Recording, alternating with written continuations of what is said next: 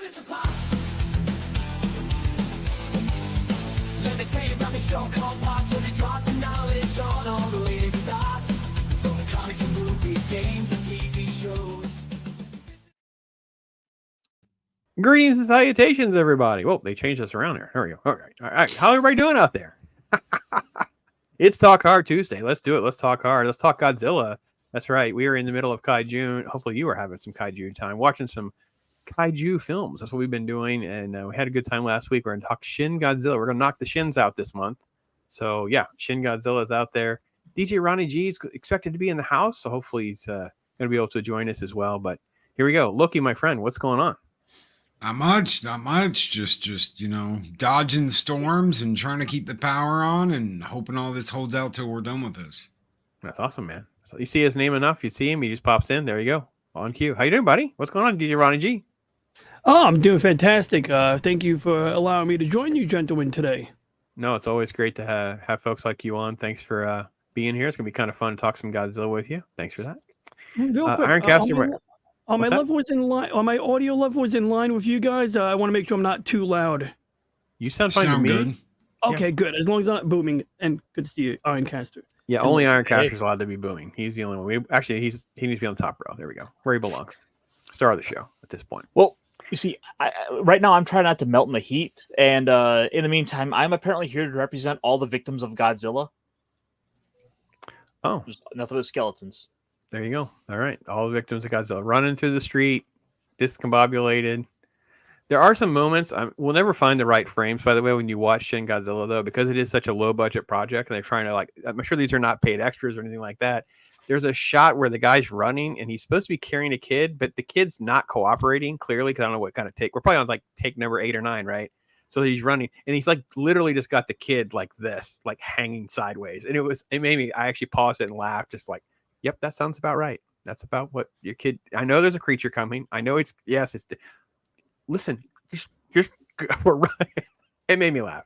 Moments like that in this movie. So, yeah. All right. Well, let's say hello to this wonderful chat. Hope everybody's out there doing well.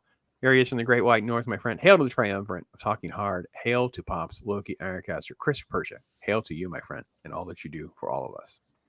Hail to Penny. Hopefully she's doing all right. Great to see her in the house. Oh, Dave Glenn's in the house. Hey, man. How you doing? What's going on? Nordy's here. There you go, brother. Hoo-ah, ones and other critters. Indeed. Great to see you. Let's see here. Let's go. Well, I put the link in here. So we were talking behind the show. We were talking before about getting a physical copy of Shin Godzilla, and Ironcaster had not seen the Steelbook. So I just threw the link out there. So if you're interested in physical copies, there's a link. There's multiple copies you can get. But there's one of them for sure. I've been looking. Go ahead. Oh, no, I said, no, I've been looking to buy on Blu-ray, actually. I didn't even get a chance to get it on Blu-ray yet, so I'm actually very excited to get a nice crisp copy, because my 1080p copy is really only 800p. Okay. Does that come with the Chrome version, the black and white one? I don't think so. I didn't think that one had the Chrome version too. I think that only comes with the box, the black box one, right? I think that's only. I'd have to research it. If you guys let me know, I can put the link in through Amazon if they have it. I know there's other sites that have it, but Pat S is share, subscribe. Thank you, my friend. Thank you so much. We appreciate all that. Pick a bus, throw it back down. Indeed. Pick it up, just throw it down. That's right. How Godzilla rolls, my friend. It's cool. So, all right. So, full confession. This is probably the first time I've seen this from start to finish. I have seen this film in pieces more than I even realized. My son has been on me forever after this film came out in theaters. I don't think we saw it when it initially dropped. I bought it. He loves it. He just loves all things Godzilla. He has said he loves Iguanazilla because it's Iguanazilla. And I was like, I think he says he was 3 years old or 4 years old, whatever he was. And I'm like, okay, I get it. I mean, you're allowed to be, you're a 3-year-old kid and you're like Godzilla. What am I supposed to say? Even though he knows it's terrible. This Nyctatopolis earthworm nonsense was terrible. And I trained him up right. They started watching the OG stuff after that. But yeah, he was all about this movie. Nyctatopolis. Nyctatopolis, the worm guy. Go ahead. Yeah, Nyctatopolis. I think the reality is he just really loves all that Japanese bureaucracy in this movie. There is a lot. There's more. There's more in this movie than there was even in Shin Ultraman last week. And DJ Raiji, I don't know, did you see Shin Ultraman? I saw your video about Shin Ultraman, and it reminded me of this a lot. Just having the bureaucrats and politicians and conferences about conferences. Very, very similar in that regard. Yeah, it's definitely a theme that he's going for. And obviously this one, I think, suffers a little bit more of not being as interesting, because at least in Shin Ultraman, I felt it was almost like comical at some points. Like it just got silly. Whereas this one, it felt like they were trying to take this matter very seriously, and they were very stoic. And it felt, because they're trying to have like these faded allegories and metaphors of the Fukushima meltdown and the earthquakes, things in Japan. And I assume the Japanese people are all about all this, right? They loved all this. But for me, I'm watching just human scene after human scene, and it was dry, and I was getting bored, and I was like, "Oh dear Lord, dear Lord." Can I just say, we were, the last Godzilla movie we got in theaters before this was Godzilla Final Wars. And Godzilla Final Wars, if you want a monster movie, is better than Shin Godzilla. People had waited a long time to get another Godzilla movie in theaters, and this is what they got, and it is not what they expected. So, but I think it did really, really well, right? It did well over there and over here, as far as I remember. Oh, this was big in Japan, like absolutely massive when this came out over there. Because big, they made like 40 million, I think, on like an $8 million budget. I did the conversion on the budget just now, and it was like 8 million. So I thought, hey, you're 5x, you're gonna make more films. Hence the reason Shin Ultraman and Shin Kamen Rider got made. So, yeah. 1 second. Listen, I didn't mind Remember Lecturing Me. I was fine with all that. It was, I defended that experience very much about old version versus American version. I liked it. So, yeah. Anyway, I don't know. What did you think, DJ? How did you feel about some of the diplomacy in this movie and sort of the drama, the melodrama, and the finances? Because there's a lot of this in this film. I mean, like, first of all, like, when I first saw this, like, I think in 2019, 2020, I didn't even know it was out already. So I was already kind of just thinking, oh, it must be another random Godzilla movie. And I'm watching these conferences. I'm kind of, I ate it all up, to be honest with you. Like, I know some people didn't enjoy the emergency management aspect of it, so to speak, where, you got civil servants kind of, dealing with the whole, it was, like you said, it paralleled the big triple disaster, the earthquake, tsunami, and, nuclear meltdown incident that happened about, what was it, 2013 or something like that? Right. But, I kind of appreciate it, because you don't always get that, behind the scenes administrative view of things. And I think it balanced it out pretty well. I know you want your monsters. You came here for a monster movie, and I definitely respect that from anyone who wanted, fewer humans in here. But I thought it was executed pretty decently. Okay. What about you, Loki? What do you think, man? Think it was just too much? Too much. Okay, look, I like the way Godzilla looks towards the end. I didn't like the scooting grub with the wobbly eyeballs, and I didn't like that. Also, the sounds are off. The music's off. It's not what you expect. And I get it. They want to do something different. They want to establish their own thing. They want to lay the groundwork for a reboot of Godzilla in Japan. Godzilla's had dozens of reboots where they have started. Yeah, DJ's got the picture up of the wobbly-eyed critter that's at the beginning of this movie. I get why it was that popular in Japan, but it didn't stick around here that long. And even though it got an extension, a whole bunch of people didn't go and see it. People weren't knocking down their doors like this last movie to go see it again and again and again. They didn't come out with the chromatic version here in the States. They did a very limited release in Japan, black and white version. They got it. We didn't. And I get it. There's going to be people that till the end of time are going to go, well, Godzilla -1 is the, triumvirate Super Godzilla movie that made all this money. If you even cut that out, just cut that out. I get they were trying to do something that wasn't as silly as Final Wars, because there is some stuff in Final Wars that is silly. The human stuff is silly, and it's asinine, and it's there's some stupid bits to it, but all the monster action's great. All the Godzilla stuff is great. All the battles are great. It's all great stuff. There's just a I rushed lot to to. your protest from a party, so I didn't have time to change. Is that me? I'm sorry, wrong button. I think that was DJ. I was like, what is happening? Wait a minute. Did I hit the play button? Okay. I just don't think they had. I don't think if they had already established something, maybe as a follow up to like if they had rebooted it back at the beginning like they did with Zero, and then they came out with this movie, I think it would have done better. But on its own, as a standalone Godzilla movie, a lot of people didn't want this. And I have no problem with people that like it. I have no problem think it's a badass Godzilla movie and it's great. There's some really cool stuff in it. Just wasn't what a lot of people expected. Yeah, for me, I couldn't agree more. I feel like there are some great moments, especially in the third act of the movie. There's a couple of great shots where they're back really far. You can see Godzilla back there with the clouds, and some of those shots were great.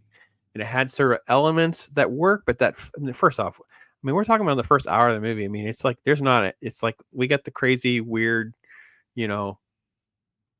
googly eye thing. I don't even know what to call the thing. Does it have a nickname? What would we call this crazy poopa state Godzilla? It's like evolving. It's like a tadpole. Yeah, he's like a salamander or something, right? It's like he has legs, but not really using them. He's just kind of slugging. I don't know. It's weird. Anyway, okay. It's the Cheap Trick. Oh, okay.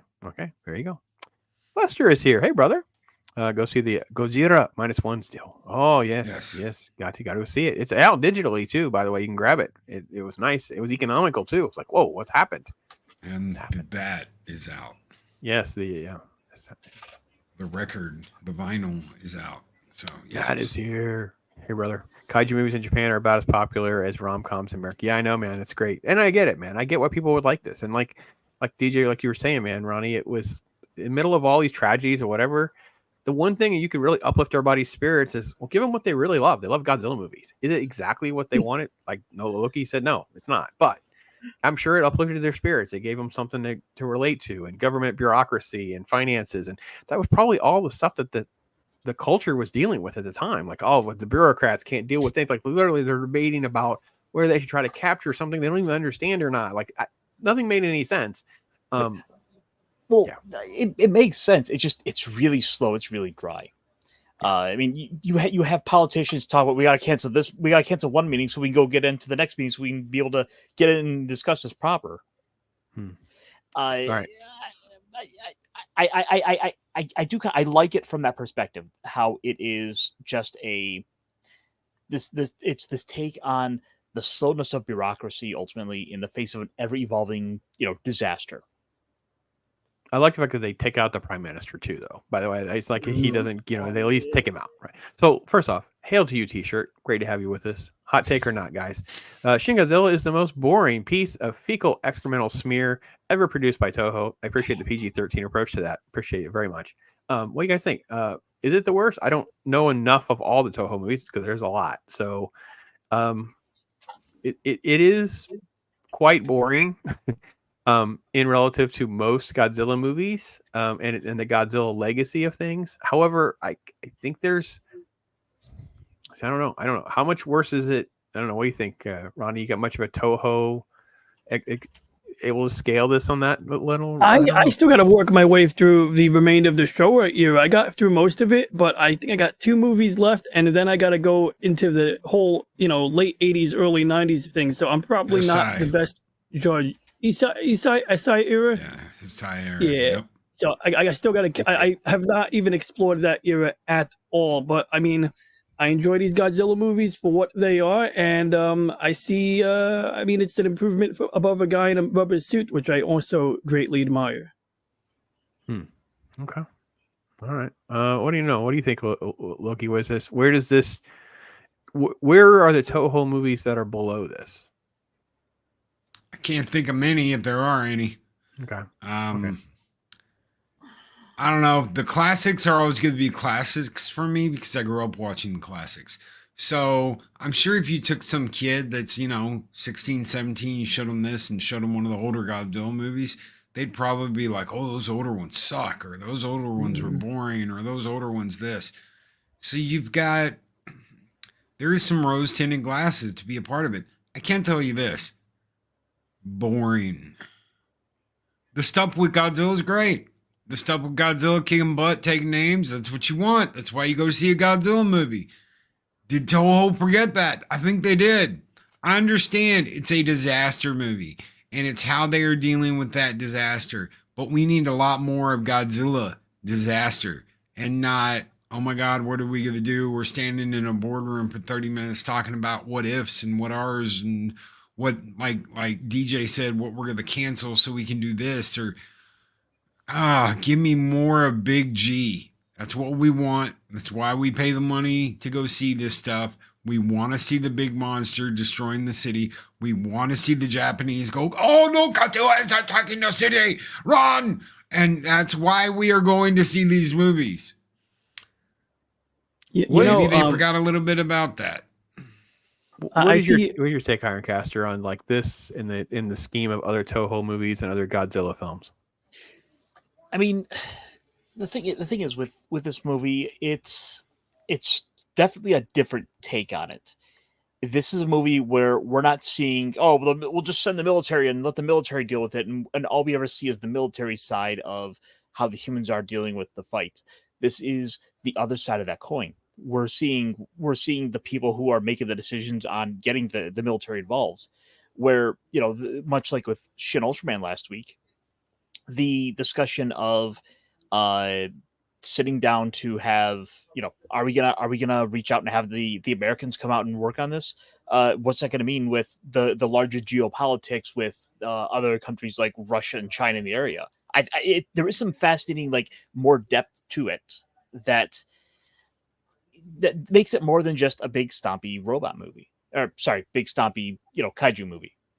Okay. Did you remember in Godzilla? Godzilla Returns, right? Godzilla 1985, Godzilla Return, whatever you want to call it. Yeah. That set off the Heisei era. They deal with that in that too. What do the Americans want to do? What are the Russians doing? The Russians bring a nuke in Japan because they're just going to nuke G. So they've got this nuclear bomb on a ship, and they're going to use it to try and kill it. And it isn't until the Japanese almost win. They almost take out Godzilla. The X-1 is kicking butt and taking names, and Godzilla's down. He's out for the count when that nuke goes off. And because of the radiation just gets sucked up and absorbed by Godzilla, and Godzilla's back and recharges him. It just recharged him. So they've dealt with that stuff before with, like, well, what are the Americans going to do? What are the Russians going to do? How is China handling this? They've done that before. It's just a lot more politics in this. There's a lot of politics, and I get it. I get it. Well, the thing is, it's more about them kind of weighing the decisions of in a way, kind of think about that legacy. Like, am I going to be the politician who calls in to have my country nuked? And I get that. But does that make a good movie? No, because it's more of like Oscar drama commentary, right? Because commentary on their social culture struggles that they're dealing with, like the nuclear plant and the tsunami and all that. Because it's like all the politicians are too busy in these boardrooms and they're fighting over this. And Godzilla, this film is kind of a little bit of touching on that, in my opinion. But we deal with the local stuff, like what's going on now, right? We deal with that in. Look at Star Wars, look at Star Trek, look at how many, we're talking about modern day, blah, blah, blah. Yeah. That does not make a long lasting movie or TV show that people will want to go back and watch over and over and over again. I've seen this movie 3 times. I saw it in theaters, dubbed. I saw it, or subbed. I saw the English dub when it came out, and I watched the black and white sub version. I don't need to watch it anymore. I know what happens in this movie. I don't have to watch it again unless someone's like, "Hey, let's watch Shin Godzilla." I'm not gonna be like, just this is not the movie I pull out of my collection, my Godzilla No. collection, and go, I really am looking forward to seeing a Godzilla movie. It'll be anything but this. Like, this is a movie that is really ultimately fun for the Godzilla clips. And I mean, we can say that about any of them, but this is one where I'm only really going to go back to just watch like the amazing clips of just Godzilla wrecking havoc in ways we never thought about before. All right, grabbing a bus, throwing it down. There we go. Lester's talking about throwing down some Super Robot Wars. Yeah, cool. Yeah, Dave's talking about how it kind of sounds like California politicians. Sure. American expectations and concepts of kaiju movies are heavily influenced by the badly edited and dubbed American versions. Oh, that's true. That's very true. I get that. Yeah, that's true.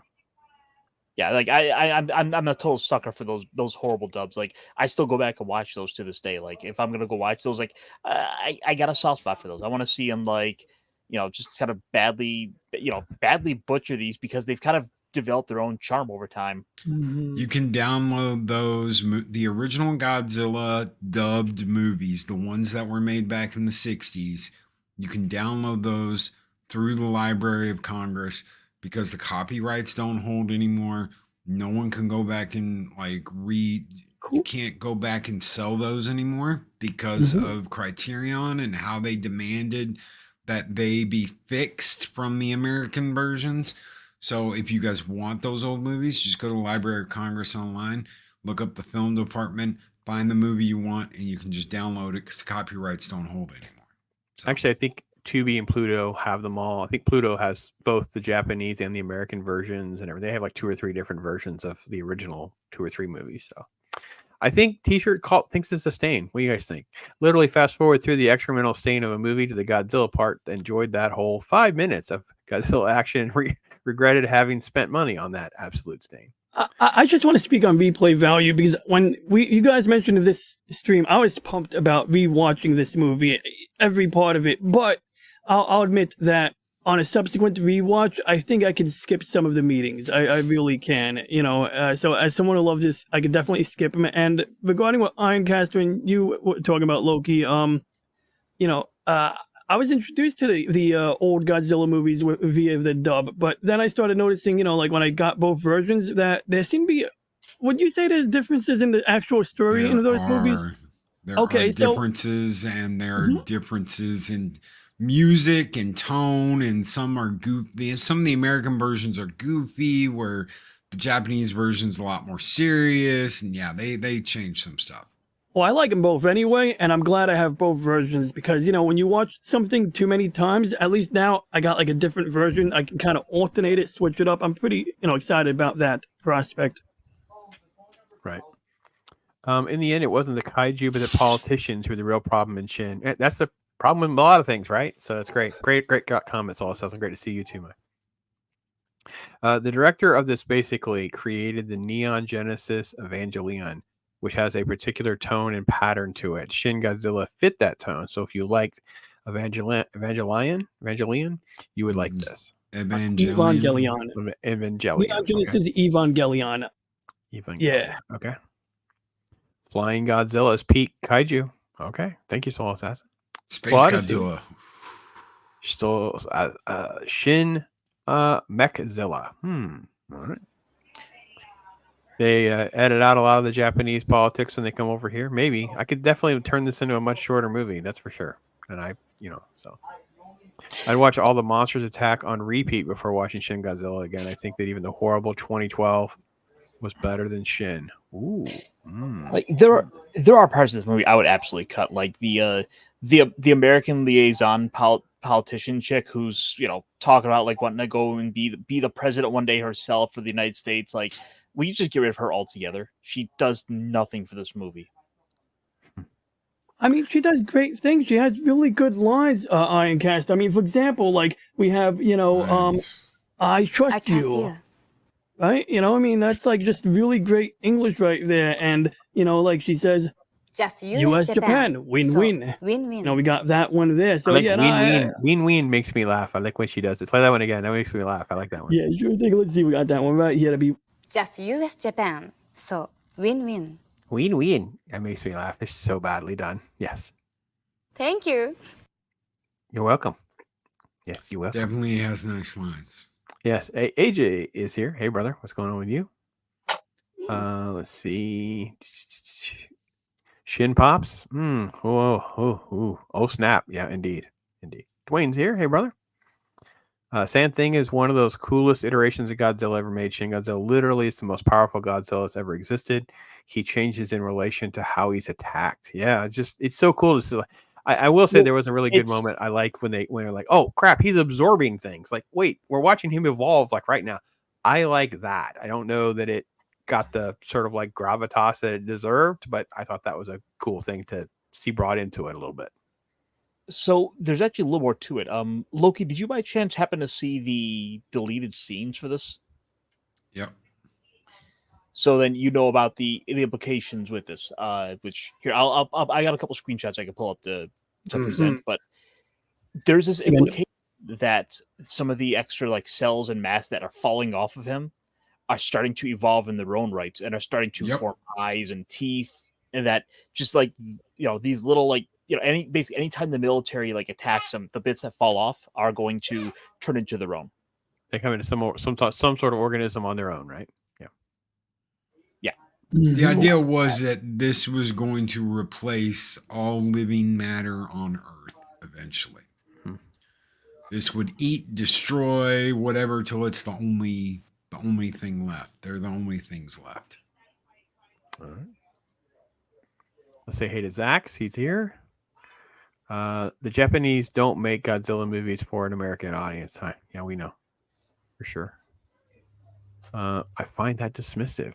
It's like saying Americans don't get anime because they aren't Japanese. Japanese don't make anime for American audiences.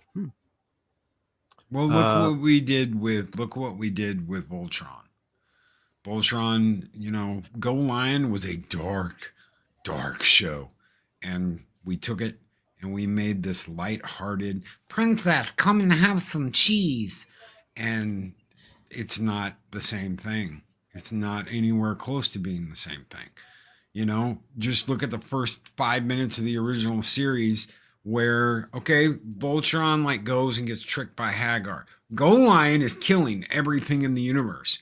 And this angel is like, you're going to stop killing everything or I'm going to bust you up. And it goes to kill her, and it curses him and breaks him up into 5 pieces because he got too ballsy and tried to kill everything in the universe. Whereas in Voltron, it's like, oh, Voltron was tricked by the evil witch Hagar. We do not have the same storytelling that they do. Period. We don't. It's radically different, and that's because they draw on their own mythology, they draw on their own stories, they draw on their own tales, they draw on their own literature that is different than ours. And then instead when we of trying took to it, change that, and then when we took it, there's this idea we're gonna turn around and we're gonna basically make this for kids. So it gets intentionally dumbed down because it's seen as animated, so that is belittled. But that's right. But during the 70s, like when we got Battle of the Planets was a huge one for us, right? Gotcha, man. For like us in the 70s, like it was made for kids because we wouldn't have been allowed to watch the other one. It wouldn't have had the legs for the time frame that it was made. Whereas because we got attached to it as I was like 7 years old, now I have an affinity for both because I want to see both, right? So I it's hard because 40, 50 years ago when this stuff is manifesting, it's different than like today's audience and streaming. I get it. So I'm not trying to defend either decision here. I was just trying to add some context, I guess. So let me ask just quickly, and I'll try to get back to chat. I know you guys are going crazy. What's the deal with the tail? I thought the tail was just absurd sometimes. Like I don't understand. Is this the biggest tail he's ever had? Yes. Okay. He was also the tallest he'd ever been. I know he's the biggest, among the biggest he's ever been, but I was like, is he the tail seems just got carried away. I don't know. Maybe it's just me. And it keeps getting more and more complicated as a tail. I mean, it gets new features throughout the movie. Yeah. Yeah, but I don't argue with what T-shirt's saying. I mean, literally, I'm skipping this. Now we're at like an hour and 40 minutes before we have like there literally is maybe what 10 minutes of actual Godzilla footage in this. I mean, there's not a whole lot.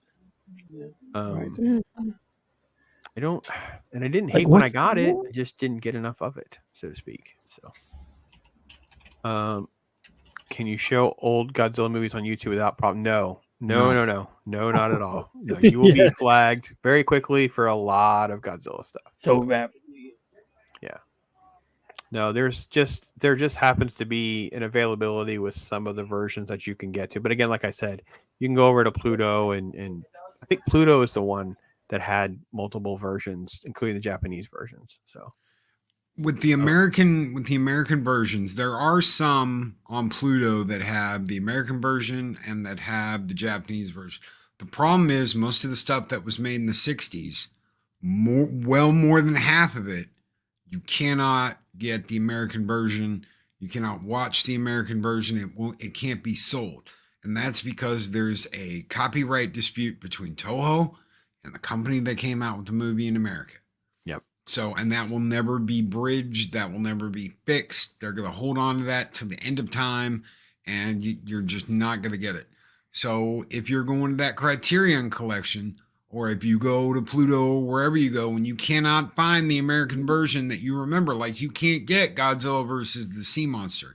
You can get Godzilla versus Hebora, but you can't get that because it makes fun of Japanese culture. In the movie, they don't want you to have it anymore. The only place you can go and get that is, like I said earlier, Library of Congress, and just download the movie.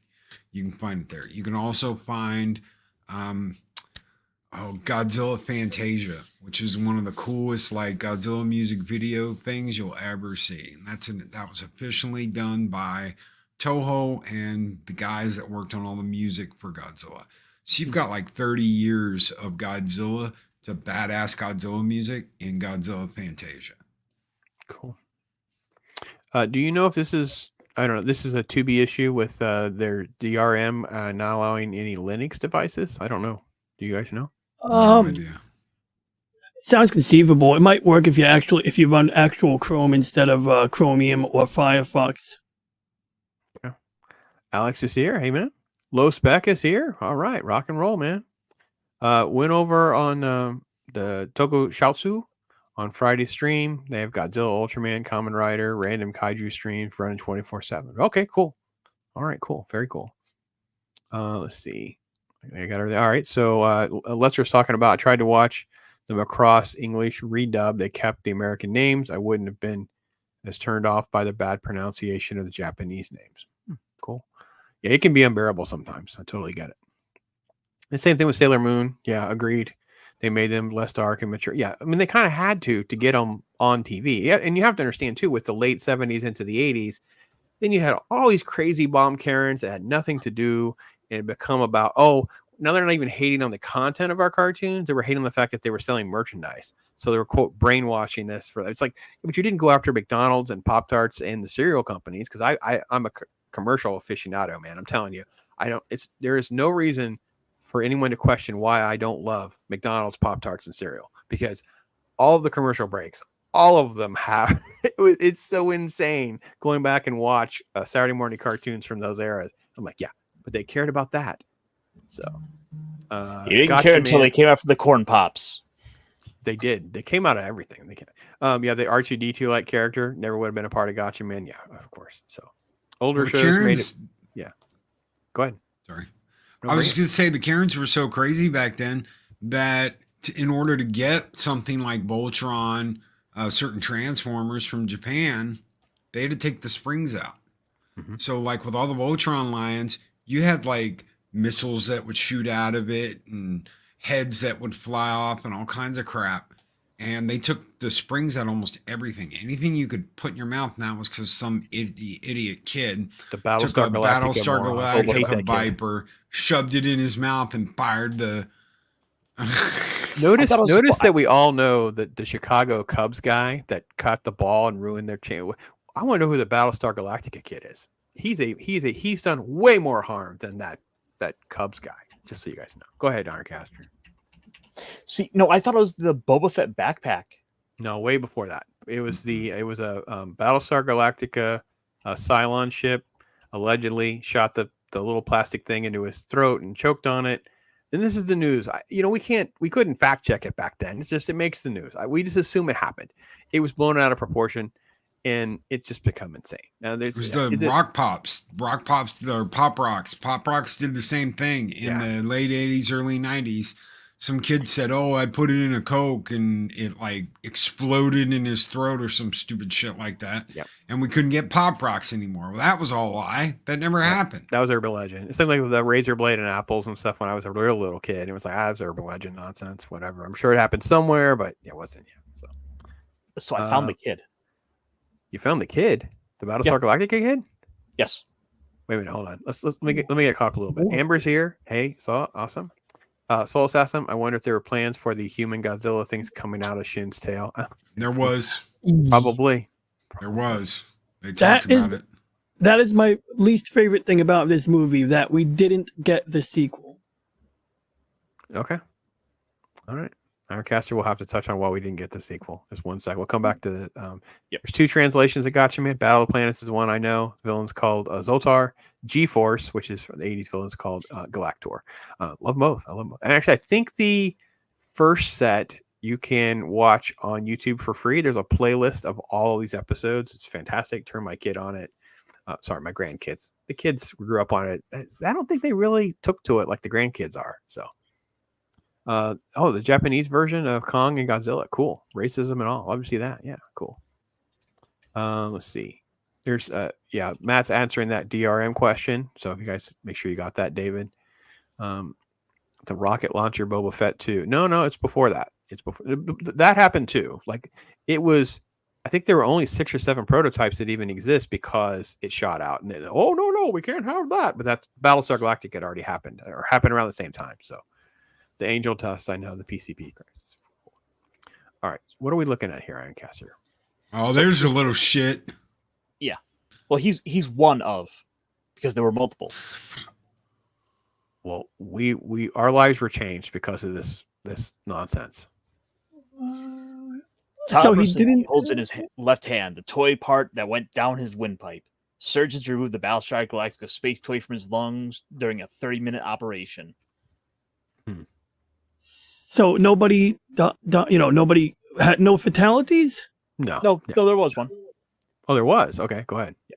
A few days after Christmas, 1978, another boy, age 4, young Robert Jeffrey Warren, died from complications after choking on a missile from the Cylon Raider. That's the one I found. Knew about. Yeah. So this did happen multiple times. And then Jeffrey's parents sued Mattel. Okay. That'll do it. Yeah. Companies don't have a backbone either, so something like that happens. It can't be good. So let me circle back to the effects of the atomic blast and the tail blast and stuff like this. It was weak tea for me, guys. I was like, all right. I mean, not the worst thing in the world. Like I appreciate it more than some other monster stuff, but I was like, oh yeah. I just thought it was not. I don't know. What do you guys think? I think the biggest problem. Go ahead. That's what I was going to get to. I think the biggest problem with this movie is the fact that it's called Godzilla. If this was just another kaiju monster, if this was just an original character, I think this would be more well received because, one, the character is constantly evolving and changing, so you have this kind of the blob-like aesthetic to the character as he's developing. I mean, heck, we were showing all this concept. There's all this concept art of like the planned proposals for like the 5th form, when what we're seeing here is the 4th. Mm-hmm. It's something that just really could have been its own thing, but I guess hey, Hideaki Anno just really wanted to play with Godzilla, and Toho let him do it. Yeah, well, if you go back to last week and you look at Shin Ultraman, okay, they talk about in that movie. Oh, once the first kaiju showed up, all these other kaiju started showing up. The first kaiju looks like this Godzilla with some horns and some shit coming out of his tail. Why not just do that and do like, Kaiju Destroyer or some crap and have that as the opening movie and then do Shin Ultraman as a follow-up to that, and do Shin Kamen Rider as the ending. Yeah. They practically had the same monster at the opening of Shin Ultraman, so why not just do that instead of doing this and then calling it Godzilla? Because people got pissed off. Oh, Godzilla doesn't do that. Godzilla doesn't have all these lasers and shit shooting out of his back. He doesn't have the tail laser. He doesn't. And while those are good ideas, and they look kind of cool, it's not Godzilla, man. Yeah. Where are you following this, Ronnie? How'd you feel about it all on your watch and stuff? I guess I'm gonna have to be the contrarian on this talking point, but I do respect your opinions. I really do. I mean, when I saw this, maybe I'm just a glutton for cheap tricks, or because I mean, when JJ Star Trek movies came out, I was like, oh, those sound effects are cool, but I learned to hate it pretty quickly. But this, I mean, I was just kind of blown away. It's like first man in prop, like they drop conventional munitions on Godzilla, and then he reacts or she reacts by apparently getting sick and going from proper fire to this like gamma ray beam type thing. And I don't, it blew me away, but I kind of understand where you guys are coming from, especially when we get to that part where his jaw splits open, like, does this weird thing. That kind of got me taken aback. Yeah, I was not taken aback as much by that scene that you referenced there as I was at the end here with the laser coming out of the tire, the blast coming out of the tail, and just being such a small blast compared to the one earlier. I guess I don't know. I really couldn't agree more with Ironcaster here too. I just wish it had just been some other kaiju film. But again, this guy's trying to get this. He's like this big fanboy. He's getting his Shin universe done.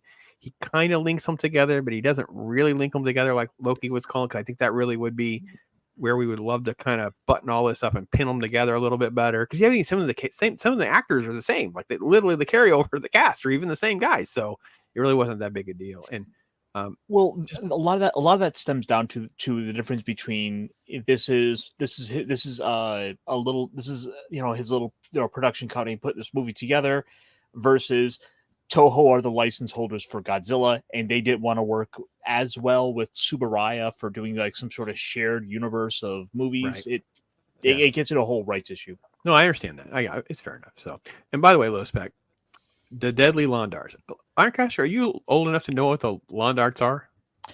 I've heard of them, but they were well off the market by the time. Right, just go ahead and Google up the metal Londarts and just understand that, David, just by admitting that you played with them, you should have your avatar changed so you have like at least an eye patch. I mean, come on, let's man up here. We threw those damn things at each other everywhere.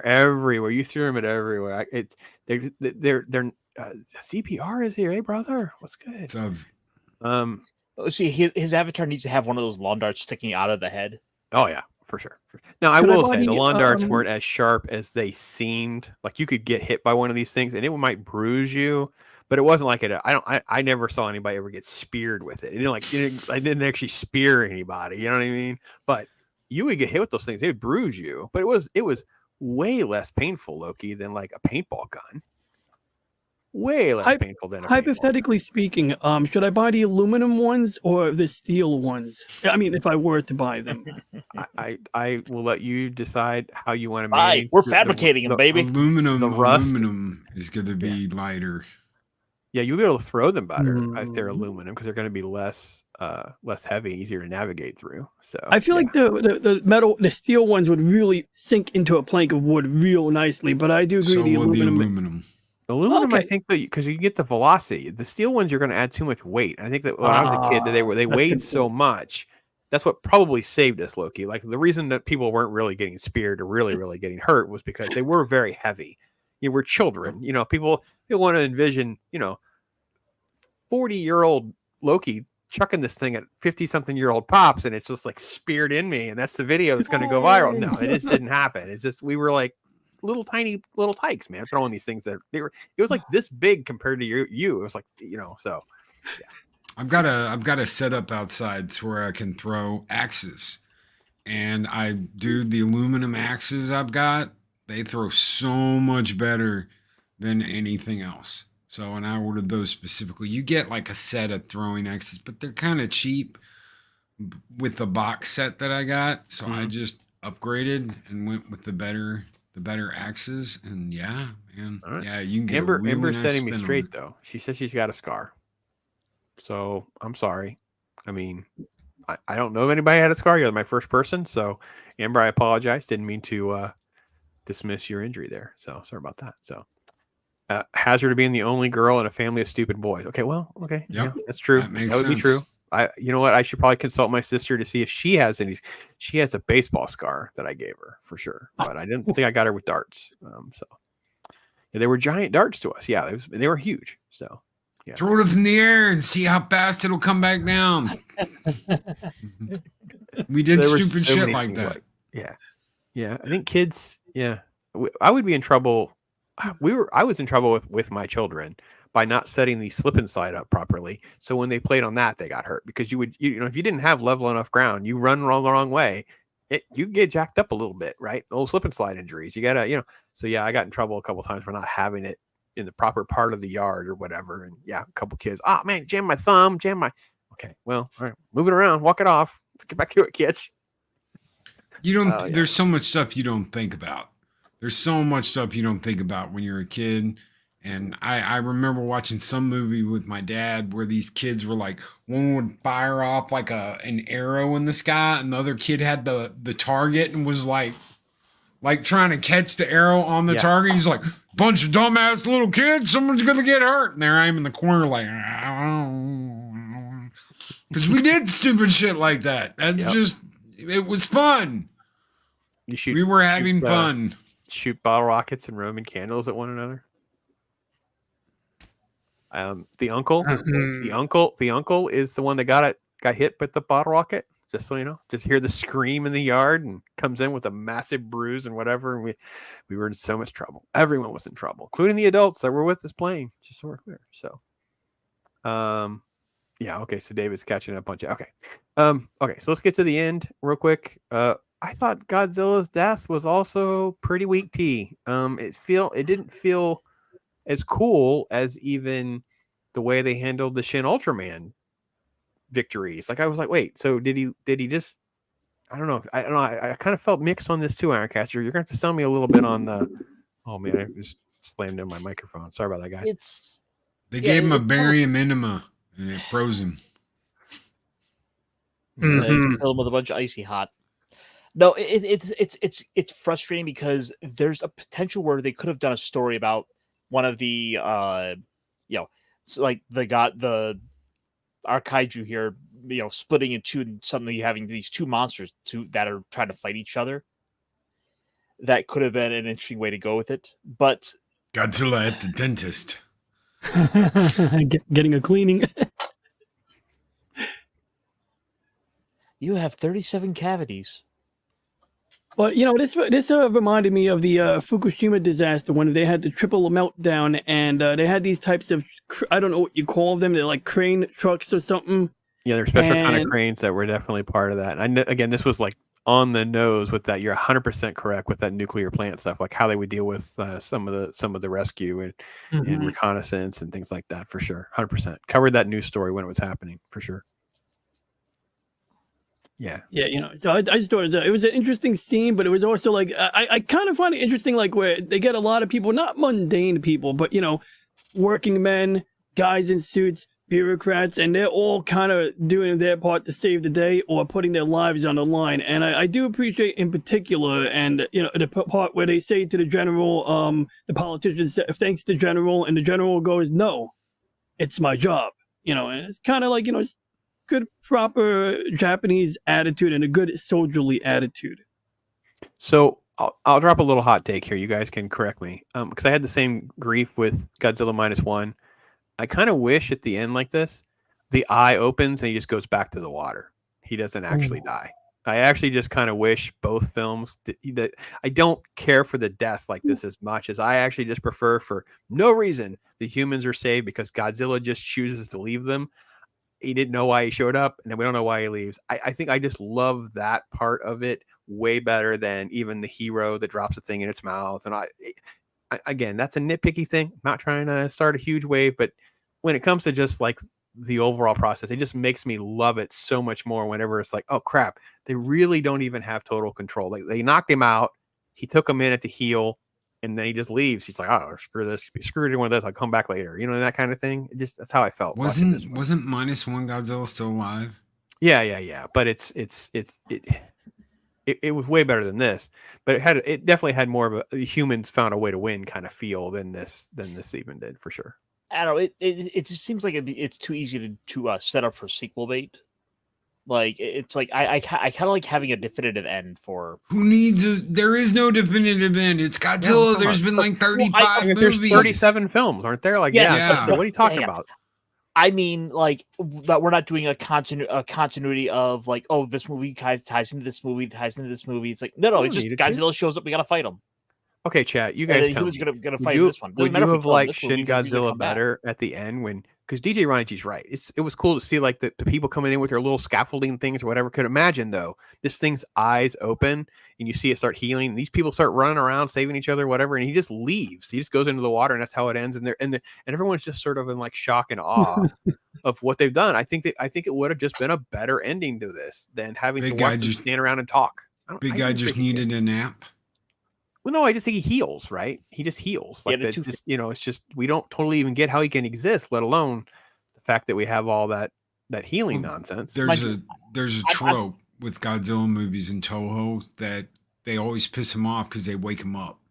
So it's like, oh, Godzilla's sleeping, and in the ocean, and then something wakes his ass up, and he's like, "What the hell's going on?" And then the rampage, right? Well, because he got the nap, because Shin got the nap and got knocked out, and he's been sleeping. He wakes up and he's like, "Hey, well, that's just what I needed," and leaves. Yeah. Continuing the Godzilla woke up from a nap and is pissed trope. Yeah. I'm not saying I particularly like the freezing Godzilla plan with this. I'm just saying like I'd kind of like to have less movies that do the sequel bait. It's like it's Godzilla, he's gonna come back regardless. So we'll just have a movie here to tell. Maybe we kill him in this movie, but it doesn't matter ultimately because there will be another one regardless, and everyone is going to accept that. Okay, fair enough. 37. Try not to find any kaijus on your way to the parking lot. Having Godzilla like that shows up and terrorizes leaves, kind of a serial killer-esque, like how he shows up, remind people that's the biggest badass out there. Yeah, I mean, that's the thing, too. It's like he shows up whenever there's... Again, this is one of the things about Legendary that actually I do kind of like, is that he's like trying to defend the whole planet as other kaijus and things happen. He's like this... He's the bouncer. He's the enforcer. He's kind of on our side, but he's not on our side. Like, he's just doing his own thing. I love that. And I think that these films would have lended itself better to at least have that kind of like... Because all these scientists and politicians and all this conversation and debate, and it's like, I didn't care, and I didn't want to see the two of them standing there at the end. I was gonna I was just so off put by the way it ended, and I don't think I had ever actually seen the very, very, very end, like when they're just, it's like this nonsense. Here, I'll just share it back up. It's just I was like, what? I don't care. Like this movie's not over. That's how I felt. Let's just share. Boy, we sure were lucky that he decided to take a little nap on top of the train tracks. Yeah, it's back there in the back, and it's just like, hey, just walk to the top. It's like just a foreboding It's like a statue of Godzilla. It's very foreboding, and it's like, yeah, they have this expectation of that it won't wake up for 3,000 days, but it's like, your job's not done yet. In my opinion, who's gonna come to like Tokyo with this thing there? Everyone's gonna look at that thing and fearing like this thing is gonna wake up. It is napping. Someone's gonna wake it up. I'm not going near this. That's right.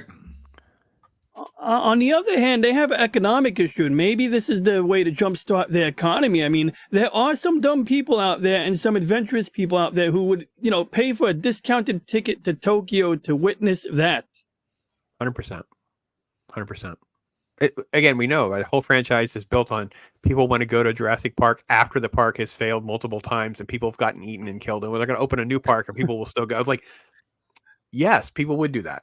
Yes, dinosaurs. Especially the rich people. Like, dinosaurs are that cool. Godzilla is that cool. Yes, I know he's sleeping or he's maybe dead. But... And they get off on the danger of it. Oh, 100%. Honey, aren't you worried there's going to be dinosaurs and they're going to eat you? Oh, that's the exhilarating part about it here.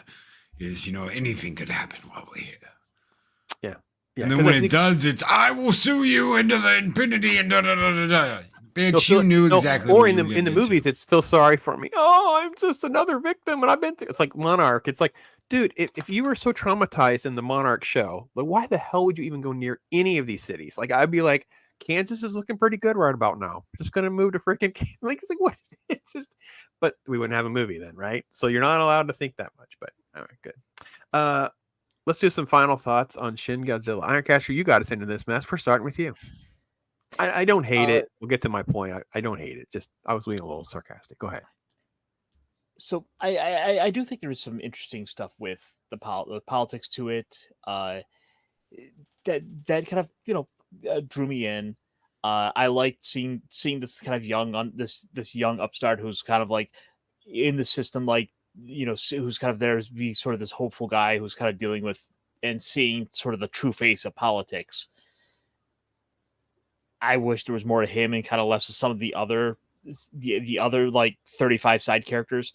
I did like seeing just like the fact that you have all this government bureaucracy in place, that just so many different bureaucrats are involved. So you get to see just it is an entire sea of people with everyone who's there involved at all has some sort of title. We got to make sure we like, oh, we got to bring in this minister. Here's this is cabinet member. We got this guy. It's like they're kind of saying a point there. I'm like, it's kind of draw me in for that.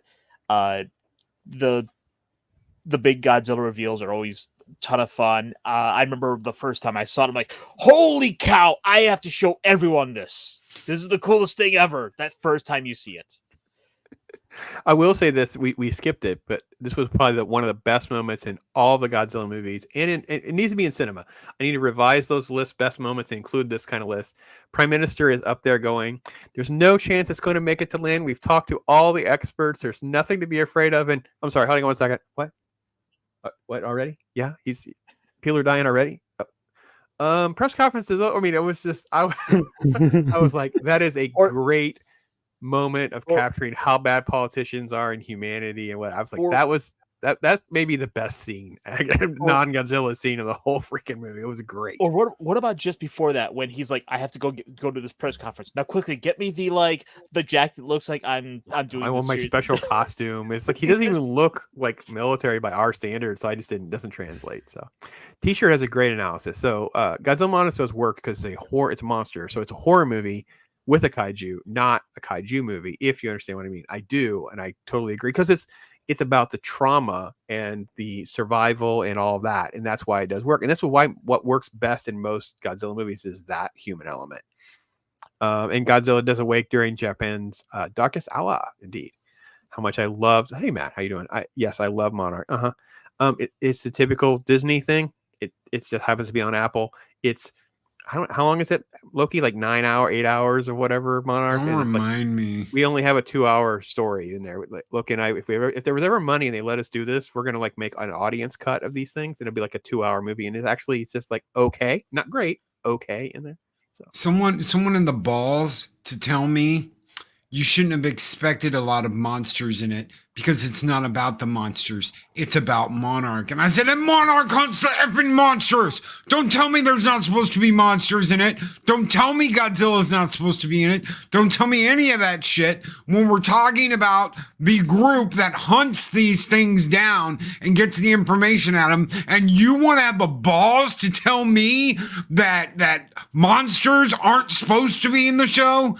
That it's supposed to be about people? I hated it so much. I couldn't believe how many episodes of nothing happening, nothing relevant, characters we don't care about. It's just absolute waste of time. Dear Lord. I watched all of one episode and I said, nah, I don't care enough. No, the first episode was mediocre at best. So Monarch show is atrocious, completely incompatible. Yeah, it's a mess. So, all in all, though, I give it about probably 6.5 out of 10. All right, 6.5 from Ironcaster. All right, Nerpoyo's here. Hey, brother. Yeah, he came in when Loki was random. Yeah, that's the way you roll, man. That's how we roll around here.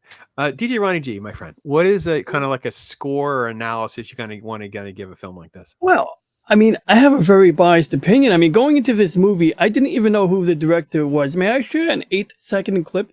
Yeah, kind of like, let's do it. This affected how I felt about the movie. Wait, wrong clip. just US, Japan. Oh, So, don't nab it. win-win. Oh, okay, I gotta That wait. is Ween ween. That's my favorite one. Ween ween. That Thank is a you. good one though. But Oh. here it is. Okay, I this is the rushed to your correct point. clip. I superimposed these two clips, and the soundtrack is the same. So, like, this is the part where I had to pause the movie, go to IMDb, and figure out why are they using the battle theme from Neon Genesis Evangelion, and maybe that affected my bias. But I mean, I give this a clean, solid 9. And this, like I say, like maybe I need to learn how to give a movie, scores, better movie scores, higher quality movie scores, because I am often indecisive in, picking a 7 or a 9 or picking 7 of 9 for that matter. But I enjoyed the movie tremendously. 9 out of 10, making sure we're all clear on the same scale, right? Okay, it's fine. We're not gonna rail on you too much. But yeah, that was pretty generous. It's pretty generous. Wow, I can't get there with you. Loki, what about you? Real quick, maybe I would recalibrate to an 8, but I'm sorry, carry on, Loki, please. I'm just saying, I'm just giving my score. You could have kept talking. That's my score. And that's not a 5 out of 5. No. That is a 5 out of 10. Why do I give this movie a 5 out of 10? The music's not there. The feel's not there. You've got a badass monster, okay? And you've got some really cool action scenes. And you've got some good stuff. But it is so buried in bureaucratic bullshit that it's like, okay, I get what you're trying to do. I get the idea behind it. That doesn't mean it's a good idea. Okay? It's an idea. Well, we wanted to show everyone in the world what it was like when the reactor in Japan. We get it. We got it. A lot of bureaucratic red tape and bullshit. Thank you for boring us for like an hour of the movie with all of this crap. That's the way I feel. And you can disagree with that. I won't. Oh, I'm so sorry about that. I won't jump your ass because you have a different opinion than I do. If you enjoyed it, I am absolutely positively happy. But after all the wait, after waiting from Godzilla Final Wars to this, no, we should have gotten something like Godzilla -1. That's what we should have gotten. And we didn't. We had to wait till now. The most excited I've ever been for Godzilla in America has been Godzilla -1. Because they brought something over here. They shared it with us. It was absolutely badass. They did a wonderful job on it. They worked magic like ain't never been worked before. And oh my God, the little people coming off the tail of the thing. Holy crap. What a horrible idea. Yeah, dear Lord. Oh yeah. So That was wild, and it's like I'm like, this is like I want the sequel, but at the same time, I fully, without even Ironcaster's full explanation on why, I understand why maybe they chose not to go this route. I mean, what the heck is going on here? Like humanoids. I mean, it's like I'm wondering. I want to see it, but it's not a Godzilla movie anymore. It's the Audrey 2. Mm-hmm. The Audrey 3 or the Audrey 4 or whatever you want to call it. Huh. I think this would have been better served if it was just not Godzilla. If we just called it something else. I've been perfectly okay with that. Yeah, I think so too. Shin Kaiju. Call it Shin Kaiju. Matt, I wouldn't be opposed to suggesting you to go watch just the Godzilla scenes. I'm sure YouTube has like a super clip. You could do that. So, why is that doing that? I guess it's safe to say we weren't getting the Shin Godzuki anytime soon on Talk Hard. Oh, dear Lord, Godzuki references. Leave it to you guys. So, I'm going to echo a little bit what Loki said. I'll say this too. When I do my scores, and again, this is me explaining why I'm so different than like Ronnie's score or even Ironcaster's score, but they lost a whole point for me with the googly eyes. I'm sorry. It was that bad. It just stopped me in my tracks with the wiggly worm thing in the eyes. I'm like, okay, hold on. Okay. He's coughing out like blood. 2000 and Yeah. something. It wasn't like it was in the 1970s. It's like, okay, so you guys have plenty of resources to make something.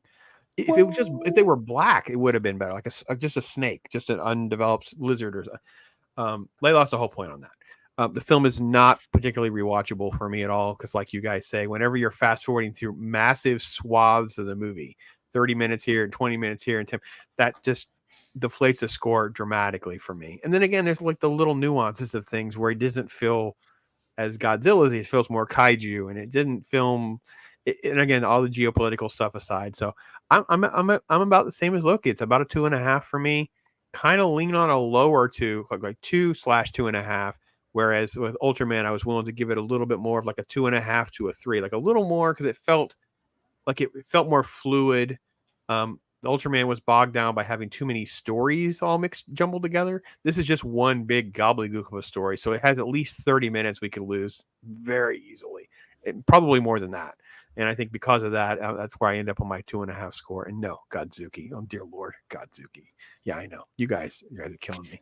Well, I drove what an you guys hour like and a better? half to see this in the theater. I drove Oh an my hour and a half because there was nowhere near me. And this is when I was in Branson, in Missouri.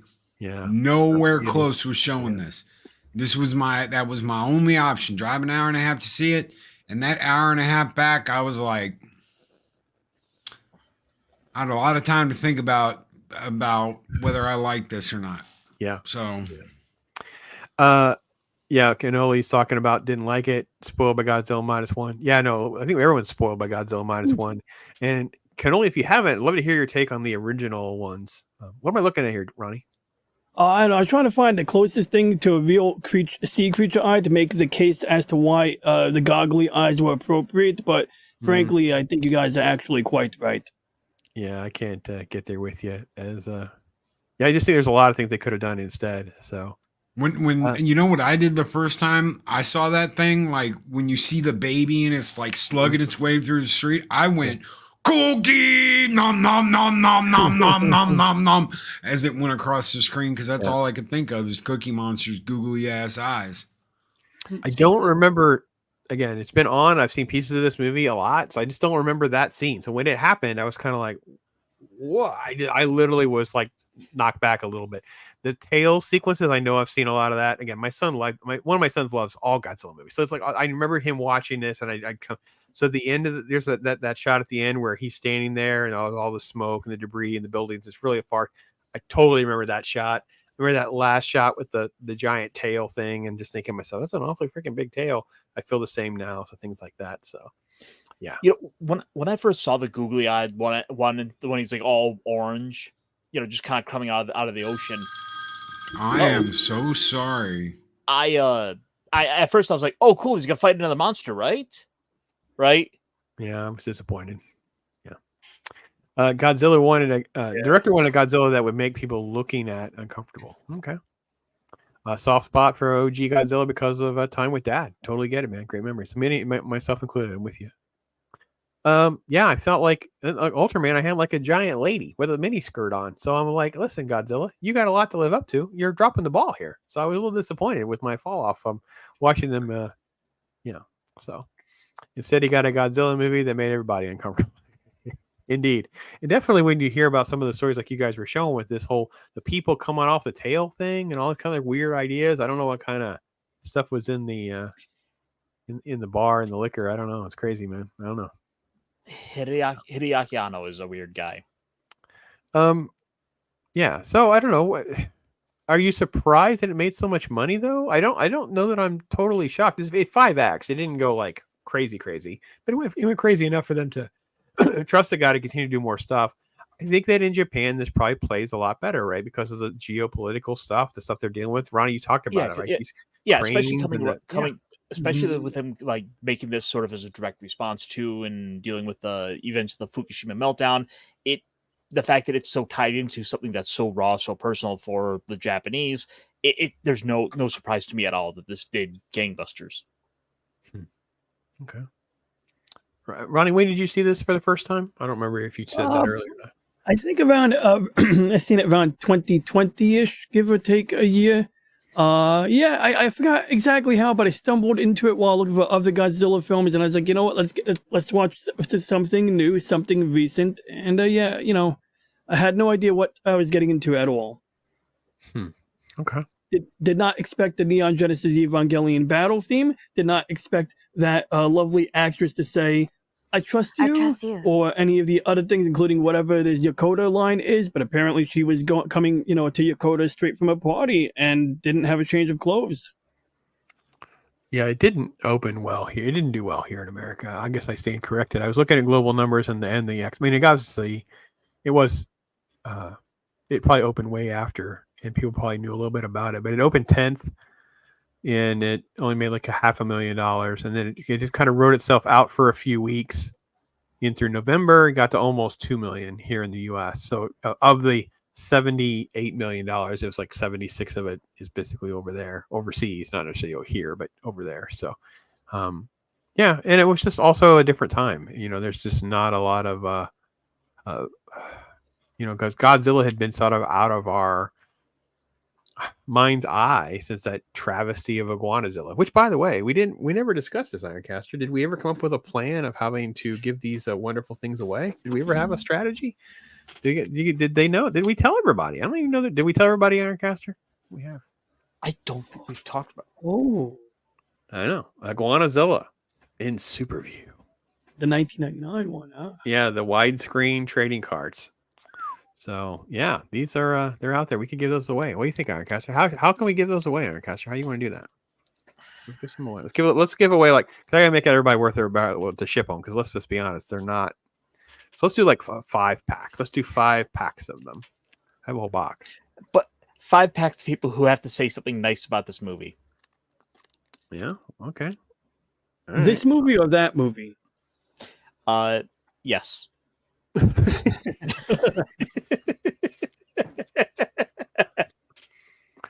Maybe we should do What's like your favorite line from Godzilla 98? no. You have to put in chat like what will be Loki's first words when he comes back and he sees me holding up these, because his reaction was like, "Dear Lord." I mean, it's just he had that. But I wonder what his first words going to be or something. It should be I don't know. I don't know, man. I don't know. This is one of those things. I have a whole box. It's just the absurd world that is Pops. I don't know how and when I ended up with a whole box. It was open. I didn't open it. I've never opened any of these. I don't know where they came from. I really don't. They were literally in the closet with other stuff, and I'm like, where did these come from? And I don't know. So, okay. Does Godzilla 98 look better now after watching Shin Godzilla? No. Nope. No. Again, not a Godzilla movie to me. It just felt like stuff happening. They called him Godzilla, which is fine. But the fact that it goes to like the nest and there's like the little Raptorzillas and stuff like that, my boys had a great time. And they to this day talk about that movie and they loved it. And of course the soundtrack, they love the soundtrack. There was that Green Day song where they overdubbed the Godzilla roar in it. The boys loved hearing that. I mean, the stories are crazy in my family. But no, I don't know. What about you guys? Do you think of Godzilla 98 in a positive way at all, Aircaster? I haven't watched it. I don't think I've watched it in like 20 years. So I really don't remember it much outside of like the Nostalgia Critic review, maybe. Okay. Which in that case, in that point, it's making fun of all the best bad parts. What about you, Ronnie? Well, at the time, like, look, I wasn't crazy about it at the time, but I kind of had a certain appreciation, I guess, for the real world implications, or not implications, but the dinosaur implications, like being someone who's raised to learn about different dinosaurs, Stegosaurus, Triceratops, Pterodactyl, etc. It's like it was kind of interesting to have a Godzilla that was a Stegosaurus and an iguana combined together. But outside of that, yeah, I mean, it got old fast. It does not have a nearly as much replay value as the meetings in this movie. Okay, that's fair. I would definitely watch Shin Godzilla again. I'm not watching Godzilla 98. I'm not doing that. My last viewing of it was watching the riff tracks in theaters with Mrs. Bob's. Oh, I made her go, and I said, "I'm telling you, honey, you're going to love this experience because this movie is awful." He's like, "No, I thought you liked this movie because of the boy." No, I like to watch the boys watch the movie. I don't like the movie. Watching 3 and 4-year-olds react to Godzilla, and then as they grew old and we're like, "I know, Dad, the movie sucks, but we love it." I mean, that's what you want out of your kids. Like they get it, right? So that's cool. Yeah. Whoever can take DJ Ronnie G in a knife fight wins them. I don't know. All right. Chris Burgess says they misspelled iguana. Sounds about right. He sure is throwing some love for Shin Godzilla, most powerful Godzilla, truly a monster. Mm-hmm. Only reason to watch Godzilla 98 is Jean Reno. Yeah, I know. Although the sequel animated series was good. Oh, okay. We chew bubblegum to look more American. Godzuki. Yes. Knife Turtle. All right, I gotcha. And Ironcaster. Godzuki. Oh, man. Best part of Godzilla, it was Led Zeppelin music. Okay. Yeah, there was a good Led Zeppelin song in that soundtrack, wasn't there? So I don't think anybody even wants these cards. No one wants to participate. Like, it's just like people are like, no, don't. So because I've had them and we haven't come up with a solution. I'm going to mail some to you is what I need to do, Ironcaster, because I know you would actually open them. There's no gum. We don't get a cool gum. I know. There's not even like 90s gum. So I don't even think I knew who. I'm kind of a card nerd, as some of you figured out. I'm not even a big. I don't know what was Superview. Like, what's the deal? And it's like this some sort of thing that Inkworks came up with for widescreen cards. And widescreen cards did not catch on and take off like they thought because you have to have special pages and sleeves and things to store them. Your cases have to be nothing. Nothing works on these odd things. I have stuff like this where they're like, it's just in a bag. They're all thrown in together because they don't fit anything. It's like there's no case for this giant magnet looking thing. It's like, what did they do? Why would they make this thing? And it's, dear Lord, I don't know. So, all right. T-shirt legendary is either, Nuclear Pulse. Yeah. Okay. A movie I'll like more than the, I assume that's Acolyte. Yeah, I know. That's a second Thank you. reference. I got Nate. I got to get used to this soundboard. I'm sorry, guys. Loki's not coming back. It's understandable. Yeah. You said Godzilla 98 one too many times. Maybe we referenced that he's listening. He's like, oh no, dear Lord, I'm out. That's why. DJ Ronnie G, what is some stuff coming up for you, man? What can you plug? Oh, well, usual routine every Monday night at 10:45 p.m. I've been doing a Monday show. I may, in the not too distant future, adjust it. I just don't know when because, I should probably sleep when I got to be up at 5 a.m. But the Monday time slot's been doing well. I mean, it's like, I get consistent viewership and I get to have fun. And because, I got work in the morning, I don't, overstay my welcome because I have to end the show. And so people maybe enjoy it more, quality over quantity, I guess. So that's the thing I guarantee is that, at least I've been able to consistently do that every Monday. So yeah, Monday, 10:45 p.m. Eastern time. Outside of that, if we continue to have clear weather tonight, maybe I'll pop in with a little astrophotography stream tonight. Very cool. Very cool. I loved your stuff for Star Wars Day. Appreciate you participating with us on that. It was always fun to see a lot of folks focusing on some positive things and doing some good stuff. That was also good. I appreciate being part of the whole extravaganza that everyone, including you, were doing. It was really cool. Yeah, it was cool. Ironcaster, my friend, busy man yourself. What's going on? Yeah, apparently I've got 30 more streams to do this week. No, it's been pretty fun. Yesterday I was on with Words of Paradise, talking about a little bit of the news from this week. Of course, we did my Mech Pit chat last night, talking about a little bit of Ultraman. Kamen Rider. There's so many of these. It's the heat is melting my brain. I love when the man from Michigan's complaining about the heat to a guy from Florida, just so we're completely clear. Dude from Texas. Look, I'm built for the cold, not for the heat, so it melts me more. All right, I suffer more of the heat, pops. Are you going to be on with T-shirt later? I am, yes. We were doing a little, midweek in geek, as I've been calling it, much to his chagrin.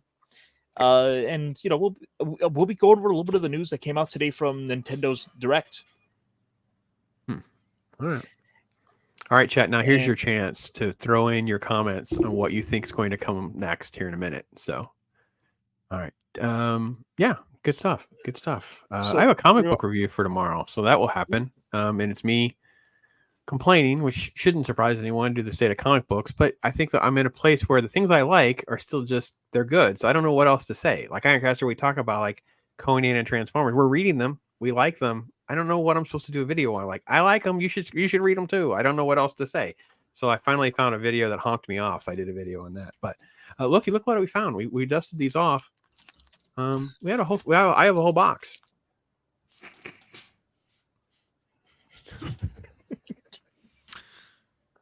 Wow. Anybody have wow? Wow. How many do you want, Loki? How many should we send? How many should we send Eris? I'm good. We're good. How many should we send to you to send to Mike? If you want to throw one pack in for Eris when you do my next Dropbox, just charge me I'll take one. I'll I'm take gonna- one for Eris. I'll put an 'cause- invoice in there, and I'll put this massive thing like 80% of everything was the price of this pack of cards for Eris or something like that. She'd be like, "What that?" Yeah, exactly. This is worth noting. DJ Ryan G, yeah, you did a great tribute for Klobby. Thank you for that, my friend. We appreciate that a lot. It's A lot of love for Klobby, man. And there's the link for Ironcasters stuff. Catch him later on T-shirt. There's links for that, that kind of thing. So, all right, my friend. Loki, my friend. Morning's mischief. Things are rolling along. Tomorrow's YouTube day. YouTube talk. What's going on, man? You just have to tune in and find out, man. It's going to be YouTube talk. Yes, I do have an idea. I'm not just blowing it off till the last minute. I actually have an idea what we're going to talk about tomorrow. So last week we talked about, which was a Thursday when I came back from going to Baton Rouge. We talked about, appreciating the people you stream with, doing it the right way. Not being a prick. And we're gonna kick it off tomorrow, and we're gonna have a good time, and we're gonna talk about some things that some what ifs and some what not to deal with when people bring you shit. So yeah. Oh God, I forgot to turn the light off in here. That's Too good. bright in here now. That's good. All right, we got a few more minutes. How can I tell you got sunglasses on? I do have something. If I don't remember if I got to show you this or not. All right. I have a show and tell too, so we'll definitely do a little show and tell then. That's cool. All right, So let's do that this. is the I saw vinyl this. There you go. for Godzilla -1. Can't wait to see this. Nice. And you've got the boat scene, the famous boat Look scene. at his face. I've Oh, got so one good. of the records over there in the player because I've been listening to the. Let me get this. This is the second record, and you've got. Hold on, I'll just get it out of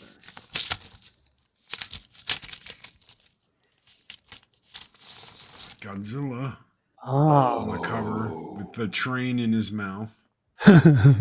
And the blue fire breath. It's a blue fire breath vinyl. And then you've got, what's on each side on the back. But they are very magnificent. beautiful and magnificent. And you cannot get these anymore. There are no more. You either got them or you didn't get Secondary them. market. Yep. So either, go Secondary on market. eBay and pay 10 times what I paid, or keep your eye on Mondo. And here's some bad news. Mondo is now owned by Sony. Mondo is now owned by Sony Pictures. Why is Mondo now owned by Sony Pictures? Because Sony bought Alamo and bought all of its assets, which means that Mondo, where I like to get all my specialty records and all my cool shit, is now owned by Sony Pictures. Yay. Yeah. We briefly touched on Star Wars, Ronnie. I don't know if you got to see all of my streams or which ones you saw or didn't see. I was able to start my day like last year with the Japanese guy. So yeah, we had James Ginger Ninja at Angry Canadian, and Eric O'Sullivan was in the house. Anyway, James had asked me if he could draw a live, like do something live. I said, sure, of course, whatever you can do. And he asked me for my idea, and then I didn't know it worked out. I actually have the original art. Ooh, model. I did get a glance at that during this. Oh, yeah. Wow. I didn't see the final copy. That's beautiful. Yeah. So that's actually the thing. We're going to have to figure out how to get it framed. He sent it specially covered so nothing would happen to it during shipping. So we can get it all framed and figure out where it needs to go. So that was my idea of what James did, the original Ninja stuff. There's tons of other stuff he threw in the box for me, which was super generous and nice to just get a bunch of Ginger Ninja stuff in the States. I feel like I'm like the outlet for Ginger Ninja merch, but yeah, cool. So, all right. Well, next week, guys, we're going to close out our Shin. We're going to Shin it out. And Shin Common Rider, OGGM's going to be back in the house with us next week. We'll be doing that. DJ Ronnie G, man, it's been great to have you in the house, man. Thanks for watching stuff with us. Oh, it's been a pleasure. Thank you all. Hopefully it can work out with your work schedule to have you back. It'd be kind of fun to do that. Thanks for everybody out in the chat. So yeah, I know Chris Purge pointed out Loki's making plans. I don't know. Who knows? So, yeah, cool. He's gonna script it out. No scripts. We might show plan every once in a while, but no scripts. Yeah, that was very good. Very good. By the way, I think I figured out where Godzilla's tail maybe came from. This is the same work, Neon Genesis Evangelion, from the same director, I mean, and this is like an example of the mechs, which are half biological, or they're basically biological, but covered in like all kinds of augmentations. So I don't know if that's a factor there, but that's just something that I see maybe some connection there. All right. I just wanted, so I just want to share that to complete the context. Sure. Well, man, it's been great having you with us. Next week will be Jacob sneaking in at the last second. Look at that. Hey, brother.